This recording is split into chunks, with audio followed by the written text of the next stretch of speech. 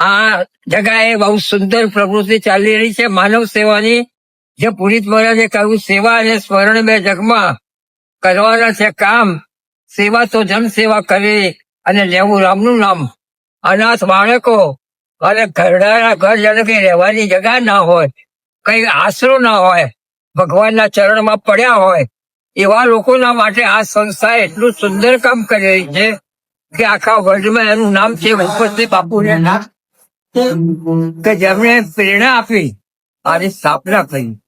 બહુ વિરાટ કામ છે, પણ ભગવાનની કૃપાથી ચાલે છે. એટલે દરેક જણે સહકાર આપવો એ અવશ્ય જરૂરી છે. અમે અમારા ફંક્શનની અંદર પણ આ સંસ્થાનો પરિચય આપીશું. અને દાન માટે કહેવું નથી પડતું, આખા વર્લ્ડમાંથી કંઈક ને કંઈક થાય. કારણ કે આનું પોષણ કરવું લાખો રૂપિયાનું. તમે આજે મને બોલવા માટે જે પ્રેરણા કરી, મારા મિત્ર અશોકભાઈ અને નીતાબેન, સુભદ્રાબા, એ લોકો પણ કઈ જો બોલતા હોય તો એમને પણ જય જય શ્રી રાધે, જય જય શ્રી રાધે, જય જય. ખૂબ આભાર દાદા. દાદા બરાબર સાંભળી નથી શકતા, પણ બોલ્યા બહુ જોરદાર છે. જોરદાર છે.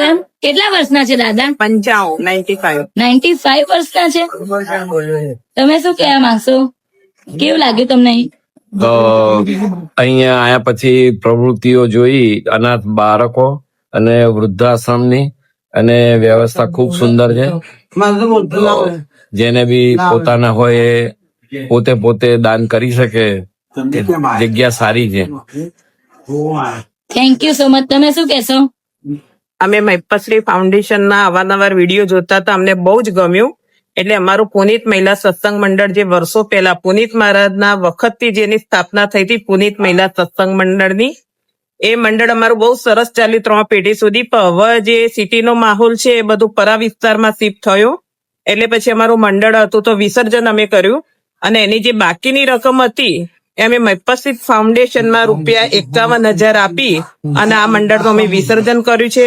અને એમને એમ થયું કે જન સેવામાં જે લોકોએ અમને પૈસા આપ્યા છે એ અમે ખરેખર માનવ સેવામાં સમર્પિત કરી અને અમે આ રોગમાંથી મુક્ત થયા છીએ.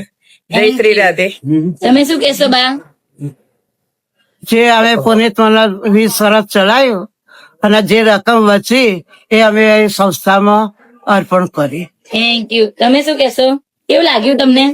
અમને બાપુનું મહિપતશ્રી જોવાનો આશ્રમ ક્યારની જોવાની ઈચ્છા હતી. અમે વિડીયો જોતા હતા, રૂબરૂ જોયું તો કેવું લાગ્યું? રૂબરૂ જોયું બહુ સરસ લાગ્યું અને અમને કાયમ ઈચ્છા હતી, ભગવાન અમારી પૂરી કરી. તમને કેવું લાગ્યું? સરસ લાગ્યું. તમને બહુ મચ આપ સૌનો ખૂબ ખૂબ આભાર. અને દાદાનો ખાસ